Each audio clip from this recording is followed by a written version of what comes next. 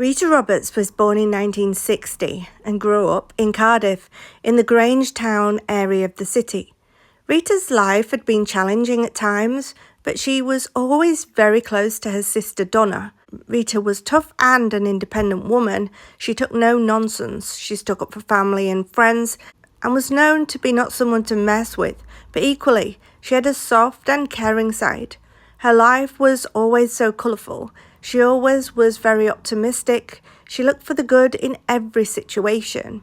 In the early 1990s, Rita left her home in Cardiff for a new start. She moved to the Netherlands. She would keep in touch to her sister by writing letters back and forth. The postmarks were Amsterdam and Rotterdam. She was travelling and enjoying life, when suddenly, in May 1992, the letters would just stop. The last one Donna received was a simple postcard, and then nothing. Rita had been in constant contact, so after 3 weeks of no calls or letters, Donna wondered if something was wrong.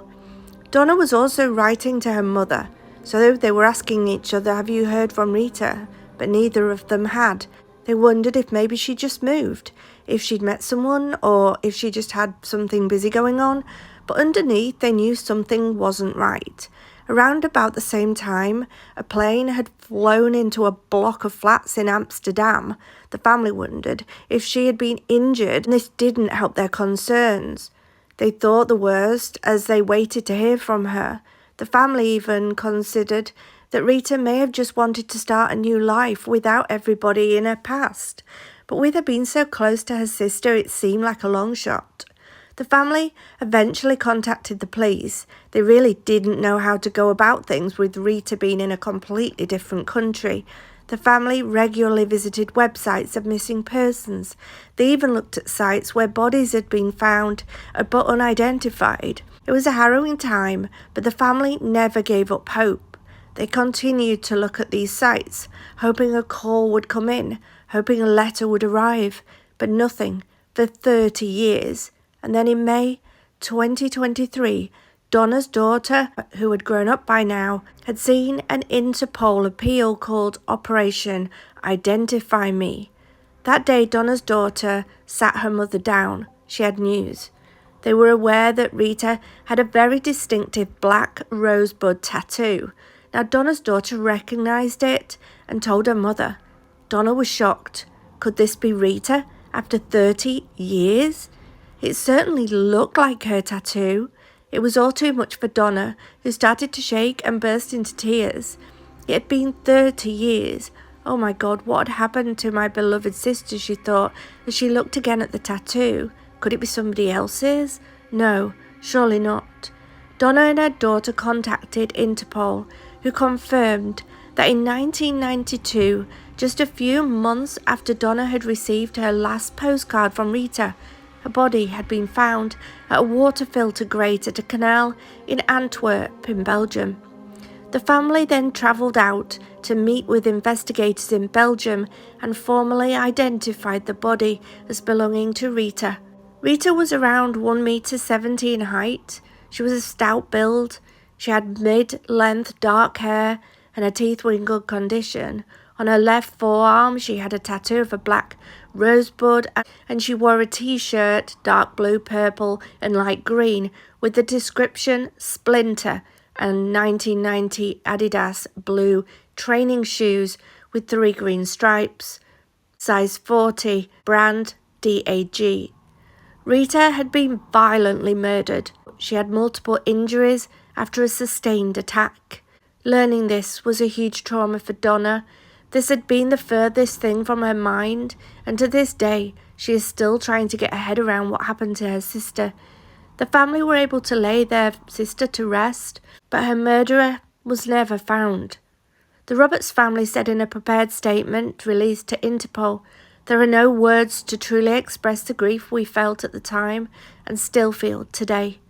Belgium authorities are now calling on the public to come forward with any information they can about Ms. Roberts or the circumstances surrounding her death, who she was hanging around with in her last few months. Since the Operation Identify Me was launched, Police say that they've received over 1,200 tips relating to 22 women's bodies who were discovered in the Netherlands, Belgium and Germany. Information has included possible names of victims, possible leads about clothing and jewellery that they were wearing, and Mr. Kavanagh said police were still pursuing leads on the other 21 cases and were hopeful that Ms. Roberts' identification was just the beginning. The campaign was initiated by Dutch police, who were struggling to identify another woman whose body was discovered in a wheelie bin floating in a river on the outskirts of Amsterdam in 1999.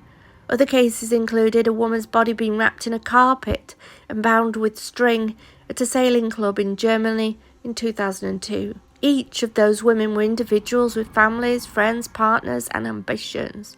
And they all came to harm in brutal circumstances, he said. We, as global law enforcement, have got an opportunity to now try and identify them and bring closure. In the Facebook post, Ms. Roberts added, "We kindly ask for your support in sharing a post across your networks. By doing so, you're not only honouring Rita's memory, but this also contributes to potential reunification of other families who are desperately searching for their loved ones." Now that Rita has been identified, Belgian authorities are still calling on the public to come forward with information. It seems like they have very little to go on, or if they have, they are keeping it to themselves. But they're asking people to come forward. If you know who Rita was hanging around with in the last few weeks or months of her life, what her life was like, what was she doing? Was she working? Was she hanging around with strange people? Was she in a relationship? Had she just met someone? These are all questions that the police are still trying to uncover. To this day, nobody has been arrested for the murder of Rita. But it sounds like she is not the only one that met a terrible end. There are many other women, and it does make you question whether there is a serial killer on the loose.